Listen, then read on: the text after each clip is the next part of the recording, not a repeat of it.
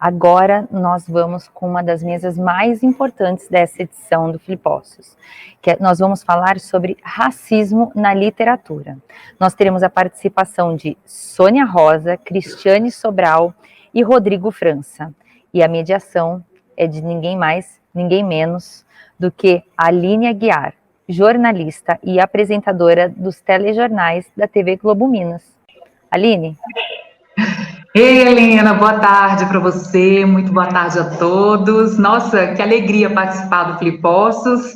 É uma alegria estar aqui com vocês para falar de um assunto tão importante, com pessoas incríveis no Flipócios, que fisicamente está em Poços de Caldas, cidade incrível.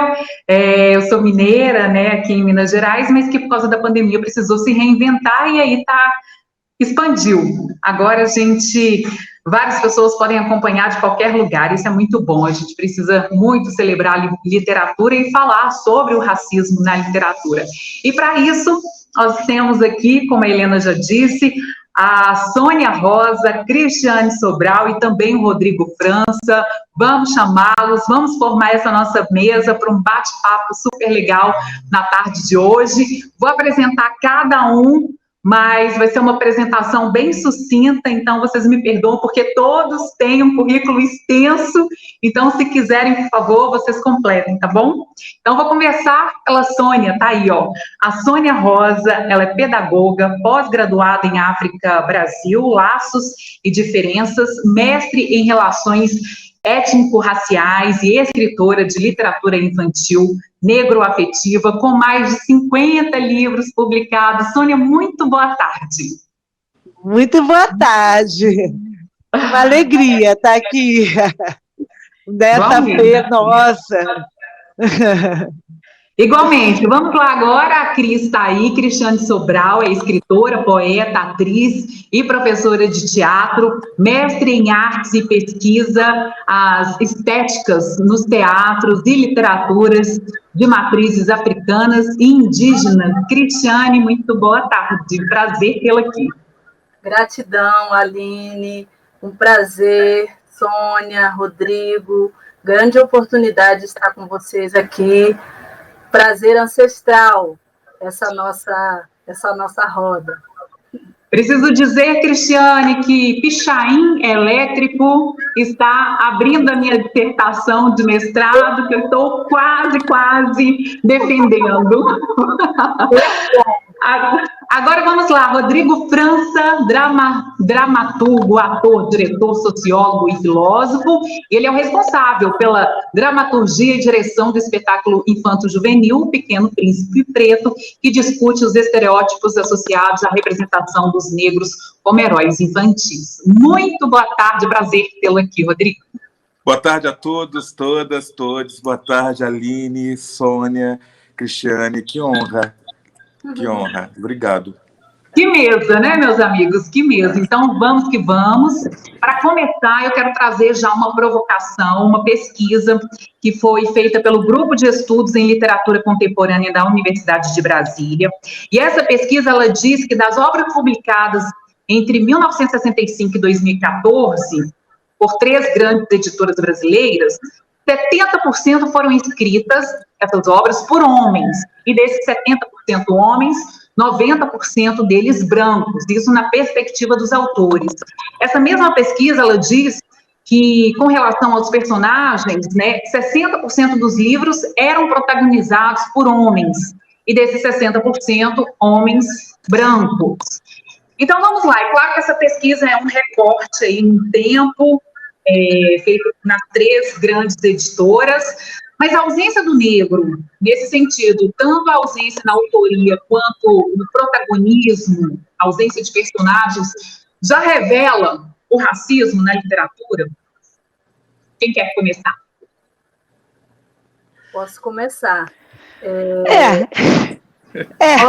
Vamos dizer que essa pesquisa também fala que mulheres que publicam são apenas 22%, e que negros que publicam não chegam a 5%.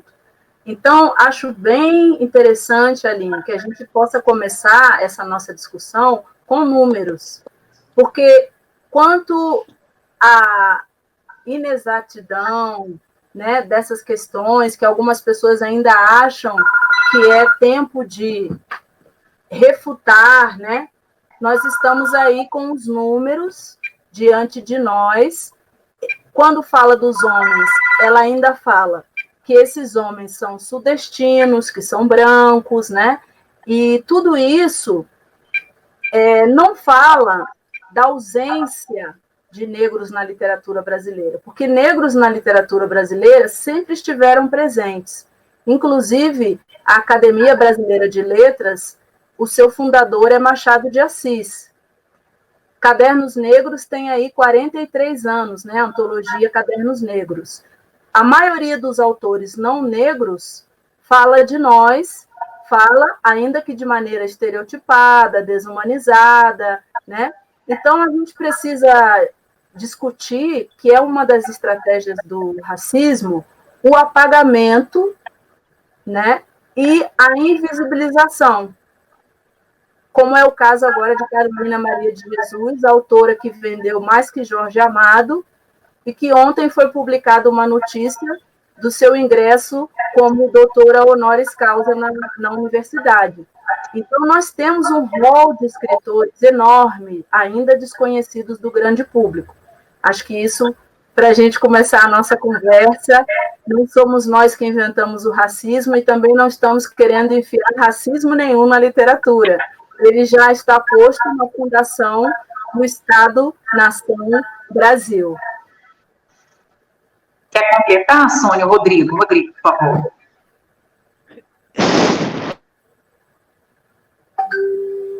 Rodrigo, a gente não estava te escutando, mas agora eu acho que voltou, está tudo certo. Narrativa é poder, a gente não pode esquecer sobre isso. A partir de narrativas que a gente define histórias, corpos, símbolos e signos, quem é forte, quem é fraco, quem é justo, quem é injusto, e assim por diante. E a gente não pode esquecer que o quanto se contribui para a manutenção desse racismo a literatura brasileira, principalmente aquilo que a gente absorve dentro da própria escola, né? A partir de estereótipos relacionados a personagens, histórias que nos colocam como subalternos e assim por diante. E eu também gosto de número. A gente não pode esquecer que o consumo anual da população negra é 44% de todo o consumo, é 1 trilhão e 900 bilhões de reais. Então, ao mesmo tempo que você tem uma indústria literária que não olha não publica esses autores e essas autoras, e é bom sinalizar que a gente sempre escreveu. Existe uma grande diferença de texto engavetado e textos que são publicados ou que são encenados. Não falta produção em relação a isso, mas falta um interesse da grande indústria em relação a isso. E que, aos poucos, se percebe que há um foco de consumo, há uma necessidade de consumo de pessoas pretas que querem ler sobre si e da melhor forma, né? Não de uma forma hegemônica que nos coloca simplesmente como objetos, elementos de pesquisa, e sim querem se ver de uma maneira digna. Sônia, por favor. Então, eu queria trazer, na verdade, assim, o meu som está retomando, está ruim, mas, enfim. O que eu queria dizer sobre a questão da publicação de negros, né, de escritores negros, eu vejo ainda não chegando ao ponto ideal. Tá? Eu acho assim, que, historicamente, num país racista como o nosso, um país que não se quer se reconhecer no espelho como um país preto, negro, então esse desalinhamento com o que é de verdade, com aquilo que quer se mostrar, faz com que, dentro das mídias e dentro das artes, especialmente da literatura, você vai encontrar realmente a ausência dessa população, dessas vozes, dessas potências, dessas sensibilidades. Então, assim, ao longo, a gente vai perceber uma resistência e uma retomada. Eu sou uma pessoa muito otimista, mesmo, de verdade, e eu vejo que a gente vem tendo uma mudança bastante evidente, principalmente no que diz respeito à literatura infantil, que é a minha área, tá? Literatura infanto-juvenil.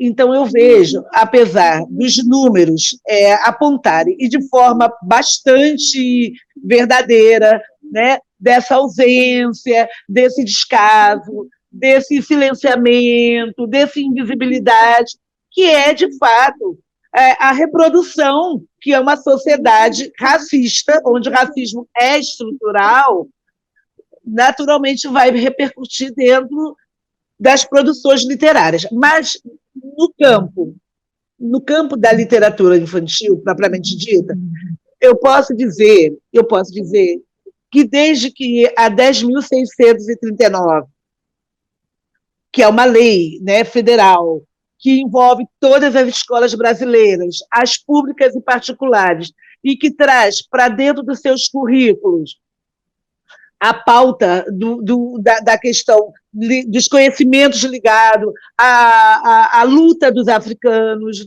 dos escravizados que aqui chegaram. Então, é toda uma temática, toda uma cultura.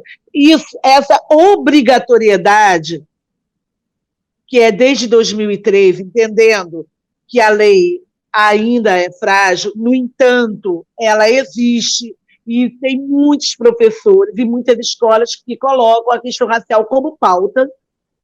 Tá? Então, desde 2003, que essa lei chegou, o mercado editorial infantil ele teve uma mudança. Eu posso dizer isso com muita tranquilidade, como escritora e como educadora. Professora de escola pública durante 30 anos, eu pude ver a lei chegar, e pude ver a mudança, e pude ver como escritora, que já tinha uma preocupação do protagonismo negro desde 95, eu pude ver com muita alegria esse protagonismo acontecer em várias editoras, com muita gente, inclusive escritores negros. A gente tem hoje Otávio Júnior, a gente tem Sinária Huber, a gente tem Kilson Oliveira, e a gente tem Rogério, Júlio, muita gente. Mas eu quero dizer que eu não estou desconhecendo os dados, de hora nenhuma, mas eu estou dando um dado como que essas potências negras, algumas editoras, como Editora Masa, Editora Palas, Editora Malê, NIA Produções Literárias, que trabalham exatamente com essa problemática, com essa temática, que não é problemática, né? Passa a ser problemática na medida que a sociedade fica assim, né? Desse jeito, desse olhar menor, vamos dizer assim, gente de uma perspectiva do racismo estrutural, né? Acho que já falei demais ali. Tá ótimo, é muito bom te ouvir. A gente segue daqui quero até trazer uma reflexão sobre tudo isso que você falou, Sônia, sobre essa lei, né, que ela traz, então, o estudo afro-brasileiro para dentro do currículo de todas as escolas. Mas aí eu quero dar um exemplo do que uma colega me falou um dia. Ela disse assim: Aline, meu filho, um filho criança, ele disse que não quer ser negro. Ele veio com essa conversa, ela ficou assustadíssima, porque ela falou assim, eu não ensino isso em casa. Então, assim, os livros infantis tradicionais, eles têm peso nesse processo da falta de identificação, nesse sentido de construir o racismo, a negação para o negro. os livros infantis tradicionais, quando a gente não tinha essa referência da qual a Sônia falou há pouco? Veja só, Aline, é muito importante você ter colocado isso, porque a existência da Lei 10.639, que tem 17 anos, não mudou a nossa realidade. Sim. Casos isolados não confirmam uma mudança, porque nós não somos filhos do sofrimento nem da tragédia. Nós somos de reis, rainhas, de povos com ciência, com tecnologia. Os livros, eu estudei em escola pública a minha vida toda, né? Até entrei na universidade graças ao ensino que eu tive na escola pública também. Sou mãe de 2 filhos que também estudam na escola pública, e acompanhando o aprendizado dos meus filhos, eu vejo que questões raciais continuam, sou professora também da Secretaria de Educação, questões raciais continuam sendo trabalhadas por pessoas negras engajadas. As escolas não têm adotado metodologia de inclusão dessa discussão.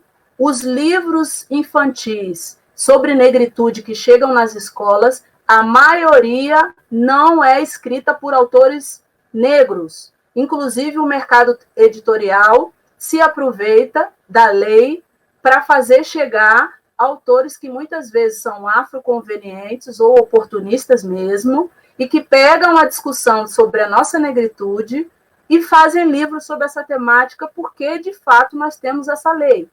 Mas Editora Masa, Editora Malê, continuam lutando bravamente para manter as suas portas abertas.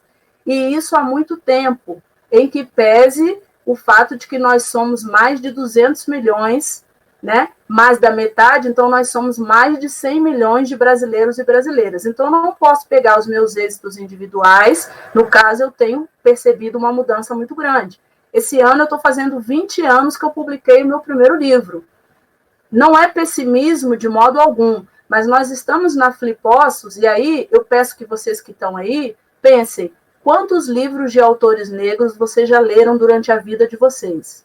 Quantas vezes as escolas de vocês, só finalizando, quando esse menino diz que não quer ser negro, ele é uma criança muito inteligente, porque o status quo do nosso mundo não oferece o negrismo como uma possibilidade de ascensão profissional, econômica e uma série de coisas. A criança quer crescer. Essa semana eu peguei uma lista de autores mais ricos do mundo, que tem mansões, etc. e tal. Não tem nenhum negro, né? Então, a gente vai falar da distribuição econômica, os negros não estão lá. Então, eu não vou aliviar para, né? Porque se uma pessoa passa a vida inteira lendo autores brancos, por que não pode ler durante 365 dias autores negros? É uma discussão importante aqui na nossa mesa. Mas existe uma máxima, e que a gente não pode esquecer, que todas as mazelas que a gente vai encontrar dentro de uma sociedade, isso vai ser replicado nas suas instituições.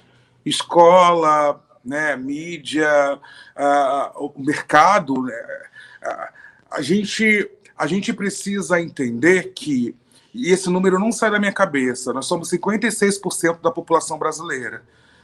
Ainda está muito aquém. Isso não significa que tenhamos caminhado, a nossa luta é histórica, é ancestral, mas ainda está muito aquém daquilo que a gente é e representa para essa sociedade.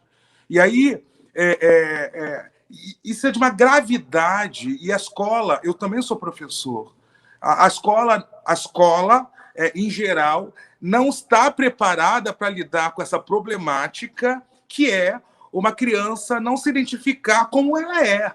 Isso é de uma seriedade, isso não é pauta só para a família. Isso a escola tem que pegar como projeto político-pedagógico e discutir em todas as searas, em toda a comunidade escolar, desde a pessoa que está na portaria até a direção. A escola tem que pensar o que ela é, para a gente começar a pensar o que é a sociedade. Eu sou professor, eu não estou responsabilizando os meus colegas, as minhas colegas, eu estou discutindo estrutura, mas a gente não pode esquecer que o primeiro contato de uma instituição perversa para a nossa negritude é a escola, e depois vai culminar com a universidade. O maior racismo, o primeiro racismo estabelecido na nossa vida é a gente olhar para o lado e não se reconhecer dentro de uma escola. Não se reconhecer a partir da nossa história, a partir da nossa literatura, a partir dos nossos personagens. Isso também é racismo.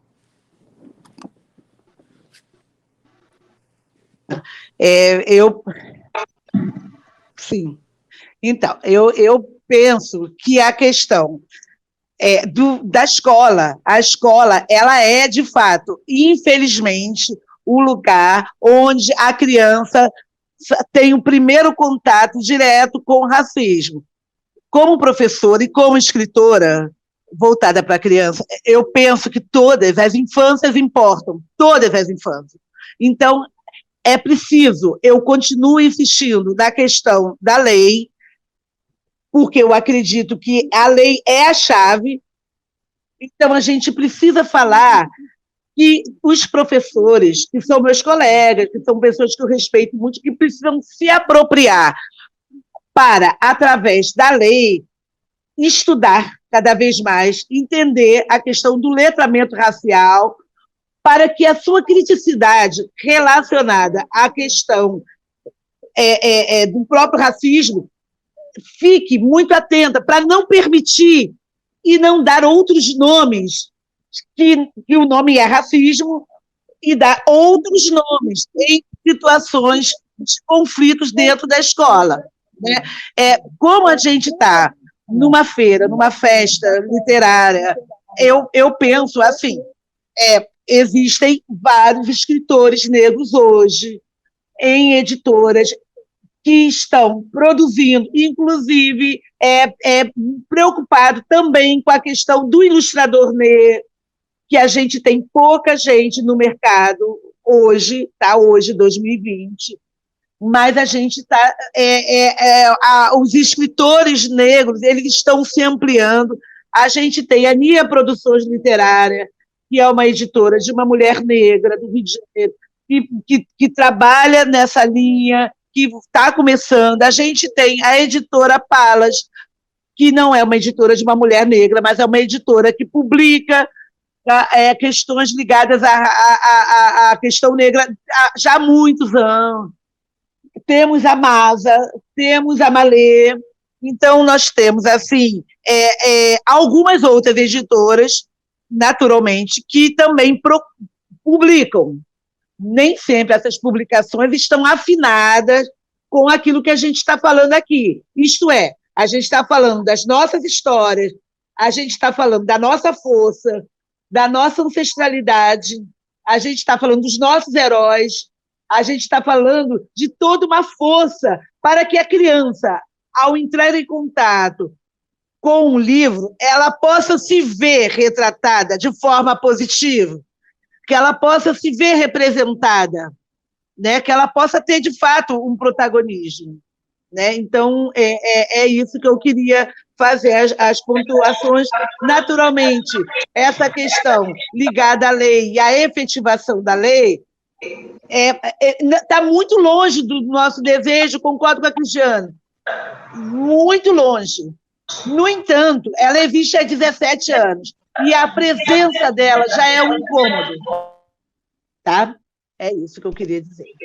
Ô, Sônia, com relação à representatividade, quais são as consequências de retratar personagens negros a partir de pontos de vista que evidenciam estereótipos da estética branca dominante? E qual a importância dos autores negros nesse processo de construção da imagem do próprio negro? Você está perguntando diretamente? Pode ser, vamos começar agora ao inverso. Deixa a Cristiane, eu já falei. Vamos lá, Cristiane. Oi? Tá. Só. Agora sim. Eu tenho muita alegria, né, de dizer que, em termos de negritude, nós estamos muito bem representados. A nossa luta, ela é muito antiga, né? A fundação do Movimento Negro Unificado é de 1978. Então, existimos, e há bastante tempo. Quando a gente fala dessa literatura, ela é uma literatura feita com qualidade, né? E a gente sabe que isso não significa muita coisa no Brasil.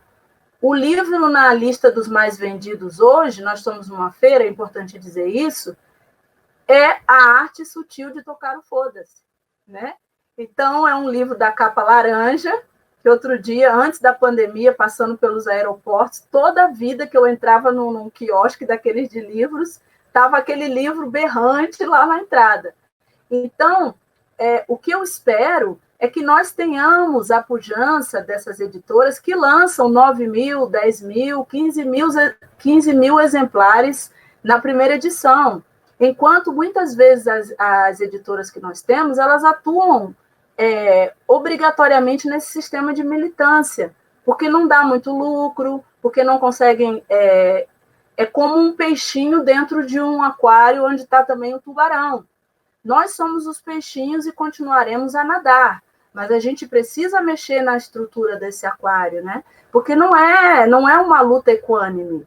E é disso que eu estou falando. O que causa a representação de estereótipos na literatura? Causa essa tragédia, né, de que a representatividade da mulher negra na sociedade, inclusive a cultura do estupro, ela também foi formada pela nossa literatura brasileira, de autores que apresentam a mulher negra como sempre disponível para o sexo, como muito quentes, muito boas de cama, assim como também reforça o estereótipo de objeto sexual para os homens negros, né? E alguns livros infantis, que não são escritos por autores negros, têm também imagens grotescas de personagens infantis, que eu já tive a oportunidade de ver em escolas, as crianças rechaçando, falando, não, eu não sou esse menino aí, que menino horrível, né? Considerando que essa desumanização dos nossos traços, do nosso fenótipo, do nosso cabelo, ela vai de acordo com isso que a Sônia falou. Nós temos ilustradores negros maravilhosos, mas nós precisamos que vocês acessem os nossos livros, que vocês conheçam essas obras, que a gente não fique apenas vendendo e divulgando o nosso trabalho dentro dessa bolha dos peixinhos, né? Eu espero com muita força que essa Flippostos ela sirva para fazer com que a gente possa estourar essa nossa bolha e que comece...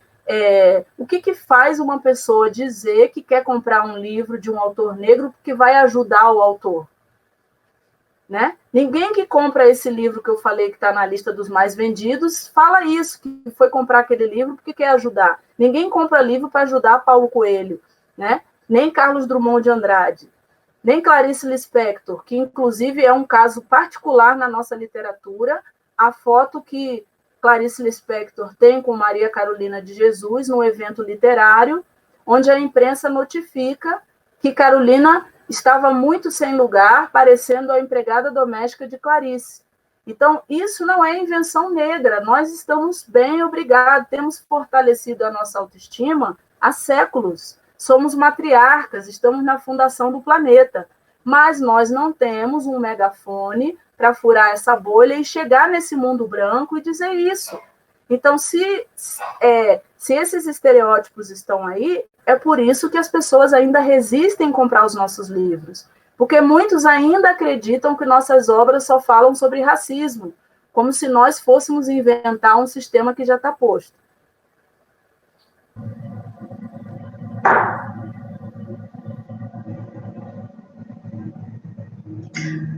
Quer comentar, Rodrigo? Eu acho que a gente está sem seu áudio. É porque eu não estou tocando, não. É a produção que muta. Então vamos lá. Eu sou apaixonado por tecnologia, mas não sei mexer. Aí eu fico assim. A gente não pode esquecer que o processo de colonização já que a gente falou de literatura, o processo de colonização no Brasil até hoje é romantizado por conta da narrativa, de uma narrativa que não foi a gente que escreveu, que não foi o povo indígena que escreveu e que está codificando o poder até hoje, poder hegemônico. Então, inclusive, esse poder hegemônico atinge a branquitude e a negritude também, porque, infelizmente, se é poder hegemônico, vai determinar uma força sobre quem está abaixo nessa pirâmide social. Então, há uma necessidade, sim, da gente romper essa relação das nossas grandes editoras pretas, isso é importantíssimo, de fortalecer, ao mesmo tempo, conscientizar a grande indústria da nossa possibilidade de consumo, né, que é grande, da nossa possibilidade de escrita, de produção, que é imensa, para que a gente possa atingir todos e todas, inclusive a população negra do nosso país, que está aí também recebendo esse valor hegemônico que nos coloca para baixo, ao ponto de muitas crianças não se lerem como, não quererem se ler como crianças negras, né?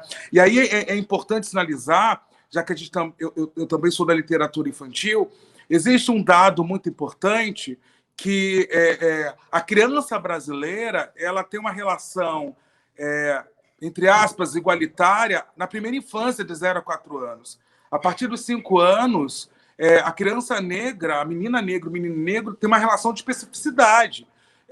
Essa menina passa a ser hipersexualizada e esse menino passa a ser a sementinha do mal, o pivete. Isso é uma pesquisa seríssima da UERJ no campo da pedagogia. E a gente não pode esquecer que a literatura, a partir também das suas ilustrações, corroboram para esse imaginário. Quer completar, Sônia? Principalmente, né, porque a gente está falando aqui dessas representações, a construção da imagem do próprio negro nesses livros, né, o tanto que isso contribui para a criança negra. Eu penso que é cada vez mais importante, né, sempre, que a criança se veja bem representada, né? Representada.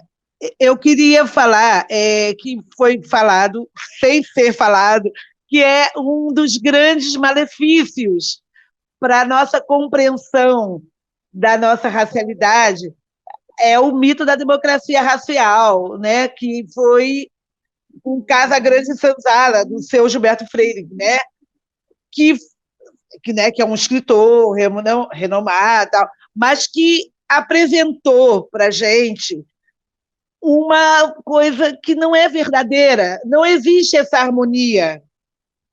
Existe uma hegemonia. Essa hegemonia ela foi perpassada. Esse entendimento de que cada um está no seu canto, que está todo mundo vivendo, isso fortalece esse racismo que a gente encontra, né? Então, voltando aqui, a questão do conhecimento é uma questão de base, né? É muito importante que a gente se aproprie de conceitos como letramento racial, conceitos como branquitude, né? Conceito como meritocracia. A branquitude, por exemplo, é muito interessante, porque enquanto se colocava o negro como objeto de estudo, se inverteu e colocou o branco como objeto de estudo. Então, isso dá um outro olhar, e isso é muito interessante. Então, a questão do conhecimento é muito importante. Mas eu quero voltar aqui à questão da literatura, já que a gente propriamente dita.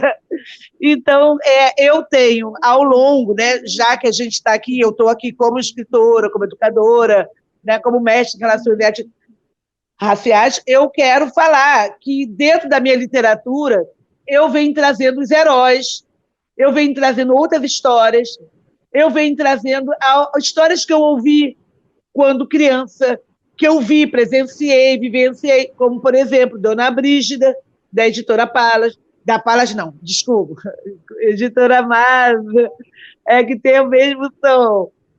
Então, a Dona Brígida é uma rezadeira da minha infância, é uma rezadeira da comunidade em que eu nasci.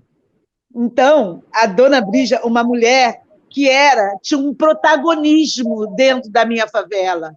Todo mundo respeitava essa mulher. Ela é uma heroína anônima, Não é mais porque eu penso que eu estou contribuindo para que essa memória não seja apagada. Ela rezava todas as crianças, ela amava as crianças. Então, eu trouxe para a minha literatura a história, essa memória da Dona Brígida. Então, eu penso que é muito importante que a gente compartilhe essas histórias para que possamos, de alguma forma, ensinar, entre aspas, a todos, tanto a criança negra como a criança não negra, aos professores, aos pais, aos avós. Tá certo? Ótimo, foi muito bom, Sônia, você falar um pouquinho das suas obras, da sua literatura.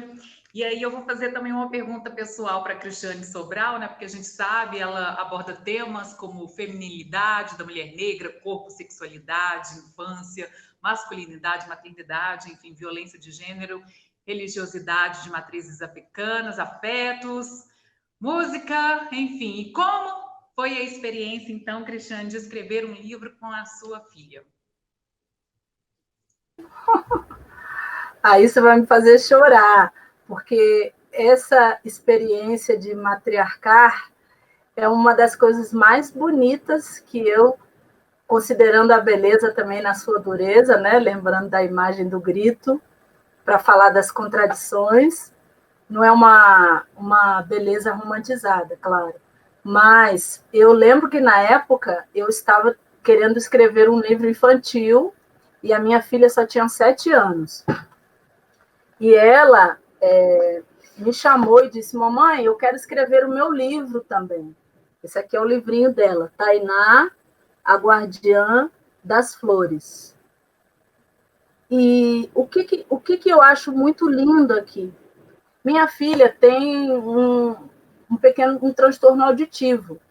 E a escola estava sempre retornando que minha filha não conseguia acompanhar as aulas, que ela estava com déficit, etc. e tal. E eu, em casa, a gente sabe das nossas pedagogias, né? E não percebia muito essas coisas. E um dia minha filha chegou e falou, mamãe, eu quero escrever uma história. Eu falei, tá bom, achei que ela estivesse brincando, algo assim, né? Eu falei, vamos, filha, vamos, a gente vai escrever. Ela não estava totalmente alfabetizada, então eu sentei no computador, ela sentou do meu lado e ela ainda falou assim, mãe, eu vou falar e você digita, porque ela é de uma decisão assim que só a sagitariana com ascendente em Capricórnio pode explicar, né? E ela disse, era uma vez uma menina, olha isso, ela já chegando, era uma vez uma menina chamada Tainá, era negra, tinha cabelos crespos, curtos, cheios e macios como um chumaço de algodão. E eu chorei, porque assim, ela disse, mamãe, isso é por causa daquela foto da mamãe bebê. Porque eu sempre mostro fotos minhas de infância e ela estava falando de mim. Era a visão de uma criança de 7 anos, uma visão que é o que eu sempre digo, nossa literatura não é panfletária, né? Nós estamos falando de afeto, de amor, de sensibilidade. Então, ela fala de um mundo imaginário, um planeta do tamanho de um país, do tamanho de um estádio de futebol, e ela é a guardiã das flores do país. Então, essa criança faz uma metáfora de como as flores que ela cuidava, inclusive a flor que ela faz no livro se chama Afeniciofanes, que eu não sabia nunca que nome era esse, realmente eu não descobri, porque foi um nome inventado. E ela disse assim, mamãe, esse livro é contra o feminicídio. Eu não sabia nem que minha filha sabia falar feminicídio, não menosprezando a inteligência das crianças, mas da forma séria como ela trouxe, né? Eu disse, por quê, minha filha? Porque as flores são como as mulheres. Os homens veem a beleza, não aguentam e querem matar. E eu disse, meu pai, meu Zambi, Macuiú, disse, como pode uma criança de 7 anos? Então, gente, Aline, agradeço pela oportunidade de poder compartilhar essa experiência, que é para dizer o que nós estamos falando é de afeto, o que nós estamos falando é de beleza, o que nós estamos falando é de sentimentos que todos, né, todos queremos que nossas crianças desenvolvam. Não é questão de fazer nada reverso, porque nós não temos condições econômicas, nem, sabe? O que nós queremos é que o Brasil, né, como ela disse, mamãe, esse livro é para acabar com o racismo nos parquinhos. Então, que o Brasil possa alçar o seu lugar. E isso não pode acontecer sem a inclusão da população negra. Nós não estamos fazendo aqui um jogo, branco contra negro, negro contra branco, porque isso já está posto. O que nós queremos que as pessoas entendam é que uma atitude antirracista é importante porque a população negra, que é menos desfavorecida em várias áreas do espaço de poder, não vai dar conta de fazer essa transformação sozinha. E as flores que vão brotar, elas são para todos. Nossa, é muito forte isso, né? Mamãe, esse livro é para acabar com o racismo nos parquinhos. Poxa. Rodrigo, aí eu quero te perguntar também uma pergunta mais direcionada. Como foi o processo de escrever O Pequeno Príncipe Preto para o palco e depois estruturar essa história para as páginas dos livros?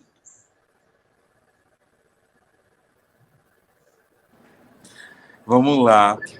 Primeiro, assim, no teatro a gente conta com toda uma estrutura de som, de iluminação, de figurino. Então, tem ali o ator muito recheado ali para a gente poder contar essa história para o público. E aí eu tive que tirar isso tudo e encontrar uma forma para que quem estivesse lendo entendesse sem esse aparato cênico. Eu escrevi O Pequeno Príncipe Preto pela necessidade de existir um menino como protagonista, um menino preto como protagonista no teatro. E é impressionante que eu sempre escrevi livros técnicos relacionados a direitos humanos, né? De 2 anos para cá que eu mergulhei na ficção, nesse tipo de literatura. E aí eu estava começando a escrever o meu 3º livro infantil e estava pensando numa menina, né, numa protagonista, e eu publicitei isso numa entrevista. E aí eu recebi muita gente pedindo para que eu continuasse a escrever para meninos. Eu não sei da realidade de mercado, mas eu posso dizer que muitos pais e mães e tios, avós, padrinhos, pedindo que eu continuasse a escrever para meninos. Mas eu acho que segue essa lógica, né? Eu tenho muita preocupação o que eu vou deixar para os meus filhos e para os meus sobrinhos em relação à mensagem. E aí a gente volta à estrutura hegemônica em relação aos nossos corpos e histórias. Então a gente tem que buscar essa literatura ou esse teatro que subverta e traga outras possibilidades para que meus sobrinhos, filhos, futuros netos e assim por diante percebam que existe aí uma alternativa a ser seguida, que na verdade não é nova, é uma alternativa bastante ancestral. O Pequeno Príncipe Preto é aquilo que eu tive de melhor quanto menino, do meu pai, da minha mãe, da minha avó. Eu fui menino de terreiro, então a filosofia Ubuntu estava aí, sempre na minha vida, e que falei assim, eu preciso compartilhar isso para crianças pequenas e para crianças grandes. É a afetividade que a Cristiane Sobral falou há pouco, né? De novo, sim. A gente vê isso aí. E, Sônia, você que visita as escolas Brasil afora, que leva, né, essa educação antirracista, fala sobre os livros, os personagens negros, você teria alguma história curiosa, interessante para compartilhar com a gente? Então, eu queria dizer primeiro que eu fiquei muito tocada com a história da menina da Cristiane, uma belezura, uma coisa lindíssima. É uma semente que floresce, muito lindo, muito lindo. Então, Aline, eu escrevo literatura negro-afetiva. Eu fiz um mestrado em relações étnico-raciais E eu tive que fazer foi autobiográfica, eu visitei minha obra, visitei minha história, e eu comecei a perceber coisas que eu não percebia. Percebia, mas não com tanta evidência. Por exemplo, a minha obra é repleta de amor, o amor transborda. Desde o meu Menino Nir, que eu lancei em 95, o Menino Negro, protagonista, e assim, que eu venho trabalhando nesta linha de trazer o protagonismo negro de uma criança, de crianças negras, personagens negros em situações assim felizes.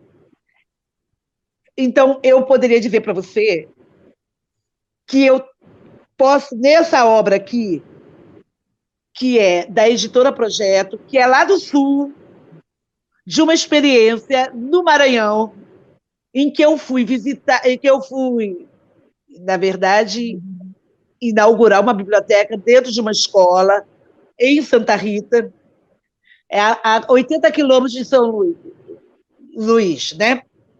Eu estou falando assim porque o som está voltando, então não consigo ver a fluência da minha voz. Vocês até me desculpem.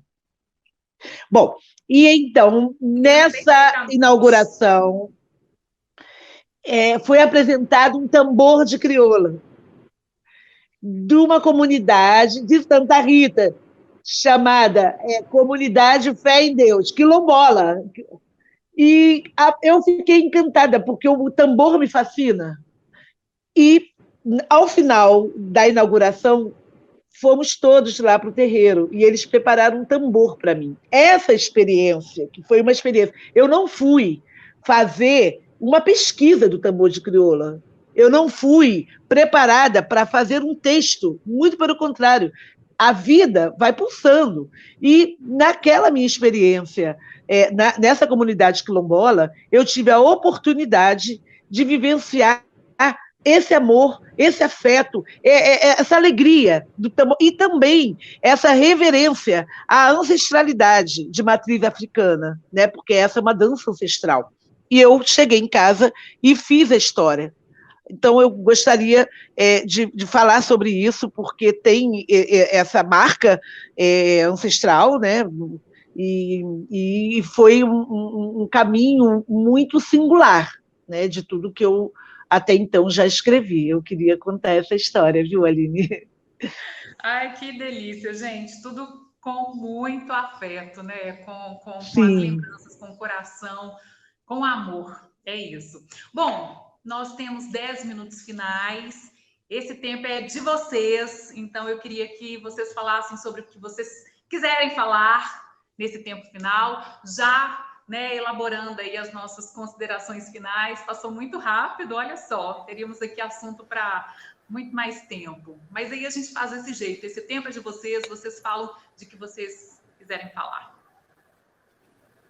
Eu quero agradecer a organização, agradecer a Aline, Helena, e parabenizar esse evento, torcer mesmo, porque é uma inovação, né?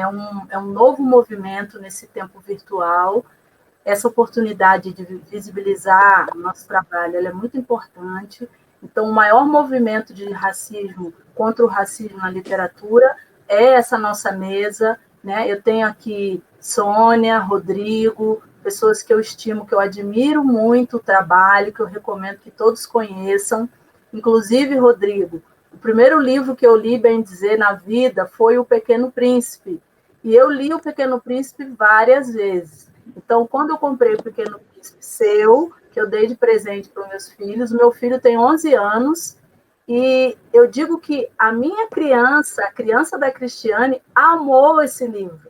Porque foi por meio dele que eu entendi que eu, que amava o Pequeno Príncipe, pude agora encontrar o meu Pequeno Príncipe negro, que é o meu filho, né? Então, ele sempre fala, mamãe, eu sou o príncipe negro. Meu filho, você é o príncipe negro. Inclusive, ele se chama Malik. E dizer que eu tenho 9 livros publicados. Aqui na Flipossos, vocês podem encontrar, da editora Malê, Terra Negra, um volume de poesia com prefácio da nossa querida Elisa Lucinda, e também de contos O Tapete Voador, pela editora Malê. Uma Boneca no Lixo é uma peça de teatro que saiu pela editora Quilombô, de BH. Espelhos, Miradouros, Dialética da Percepção, também é um volume de contos. Só por hoje vou deixar o meu cabelo em paz, um volume de poesia. Essas duas obras, junto com Não Vou Mais Lavar os Pratos, que é o meu primeiro livro, elas estão nas escolas aqui do DF, já estão em mais de 60 escolas, adotadas como obras do acervo, por o projeto Mulheres Inspiradoras.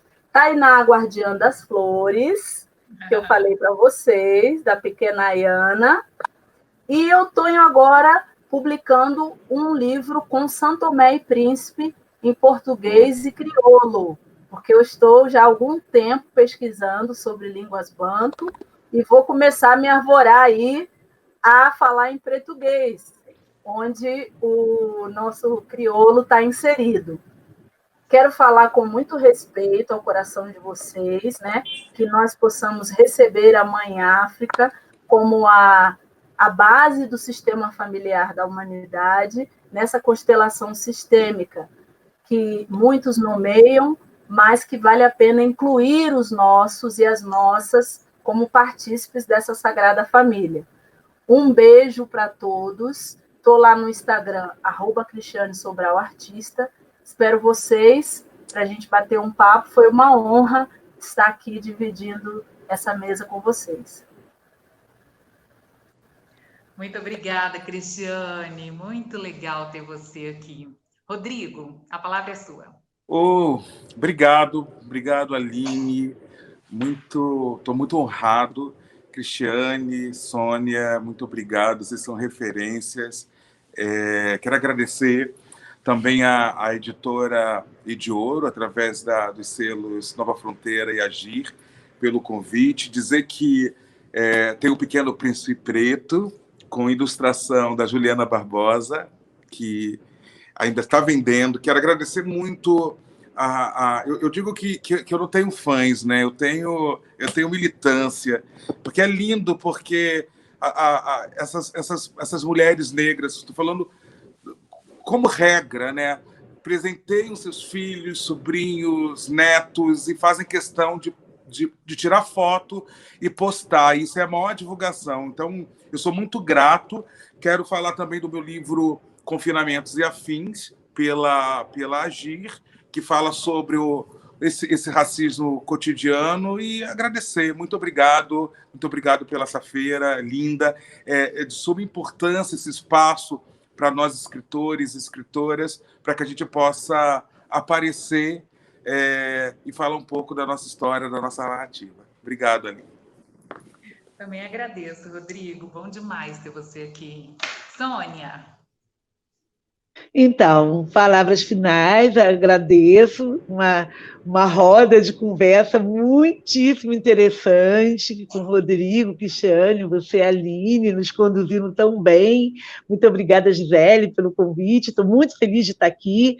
Acho importante a gente fazer com que as nossas vozes, né, ganhem mundo, e eu acho que uma feira como essa, né, com essa força, ela nos dá essa possibilidade. Eu quero falar que, brevemente, eu vou publicar, está em produção, um livro chamado A Bela Adormecida do Samba, que é um reconto dentro daqueles clássicos infantis da editora Masa, e essa é A Bela Adormecida, numa perspectiva carioca, né, com samba. Então, ficou uma história muito interessante. Fiz, inclusive, no Carnaval, durante o período do Carnaval, e está em produção já.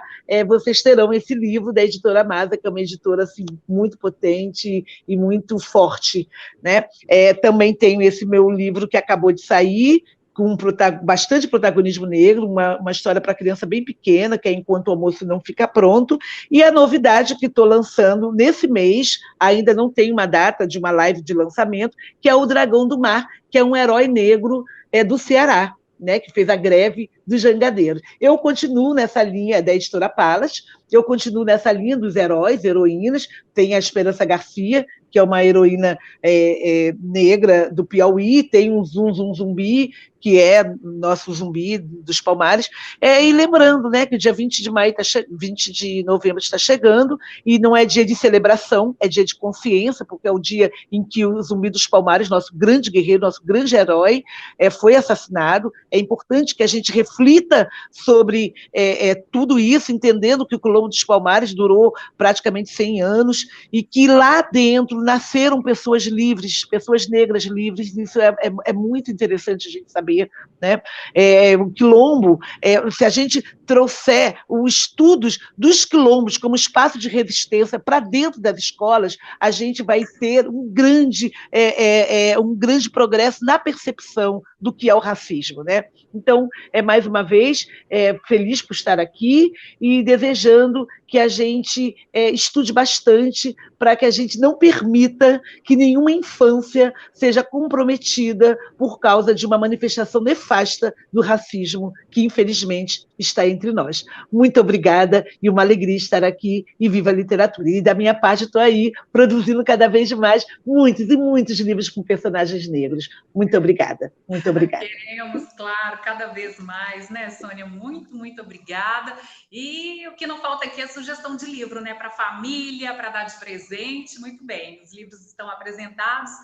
Durante essa conversa boa, essa conversa gostosa, eu quero só agradecer também. Essa foi a mesa Racismo na Literatura, com a Sônia Rosa, Cristiane Sobral, Rodrigo França, e nós agradecemos a mesa aqui formada e também a todos. Aproveitem agora Flipostos, né? O Flipostos tem muita coisa aí rolando ainda. Então, valeu demais, gente. Que bom conversar, ouvir todos vocês. Helena. Muito obrigada, Aline. Muito obrigada, Sônia, Cristiane, Rodrigo. Vocês me emocionaram. Tenho certeza que emocionaram muitas pessoas lá de casa. E como eu falei no começo, coisas que a gente precisa conversar. É necessário. Eu ouvi falar muito de crianças, assim, nós, mães, pais, as pessoas que cuidam de crianças, né? Nós, cuidadores, formadores de opiniões dessas gerações futuras, nós temos essa missão. O que nós vamos deixar de herança para essa terra? Então, assim, nem vou falar muito, senão eu vou me emocionar de novo, mas assim, maravilhoso. E é isso mesmo, Aline, a gente deixou muitas opções de livros aí para vocês. Visitem a nossa feira. E agora, eu quero falar que daqui 30 minutinhos a gente volta com uma mesa de Clarice Lispector, tá bom? Fiquem com a gente, daqui 30 minutinhos a gente volta. Tchau!